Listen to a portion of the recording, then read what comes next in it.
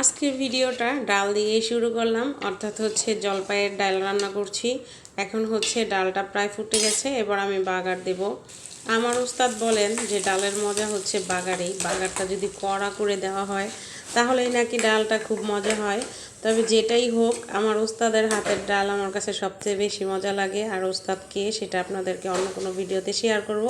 উস্তাদের কথা অনুযায়ী এই যে দেখেন আমি ডালে বাগার দিয়ে দিলাম, মানে হচ্ছে রসুন আর শুকনা মরিচটা একদম ভাজা ভাজা করে তারপরে বাগার দিতে হয়।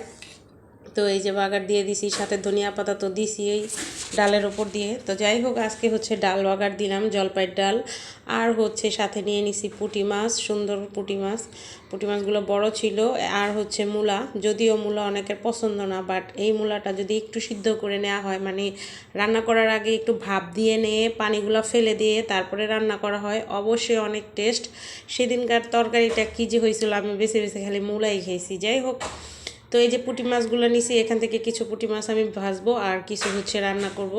এর জন্য হচ্ছে মূলা কেটে নিছি, আর বাচ্চাদের জন্য হচ্ছে একটু আলু দিছিলাম। আর ওই যে জলপাই, মানে ডাল রান্না করার জন্য যে জলপাইগুলো নিছিলাম সেটাই আর কি। তো যাই হোক, মানে আলু দিছি বাচ্চাদের জন্য, যাতে দুই একটা, ওরা মূলা খাবে না, দুই একটা আলু হয়।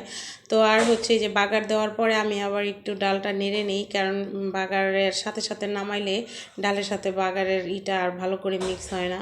তো বাগার দেওয়ার পরে আমি কিছুক্ষণ নেড়ে চেড়ে তারপরে হচ্ছে ডালটা নামাই।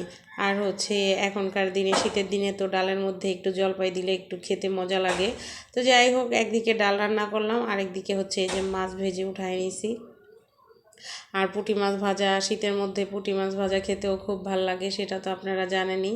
আর সব সময় এই মাছগুলো অত অ্যাভেলেবেল পাওয়া যায় না, একটা সময়তেই পাওয়া যায়।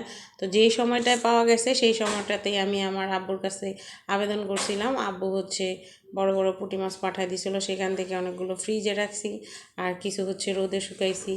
যার ভর্তা টর্তা তো মানে কিছুদিন আগে ভর্তা বানায় খাওয়ালাম, দেখছেন যারা আমার নিয়মিত দর্শক তারা জানেন। তো যাই হোক, মানে এক এক এক লাইটের কালার এক এক রকম দেখা গেছে। এখন আবার লাইটটা একটু সাদা দেখাচ্ছে, কিন্তু পুঁটি মাছগুলো ভাজা খুবই সুন্দর হয়েছিল। আর এখানে আছে লাল শাক, পুঁটি মাছ ভাজা, লাল শাক, আর হচ্ছে তরকারি, এই আর কি।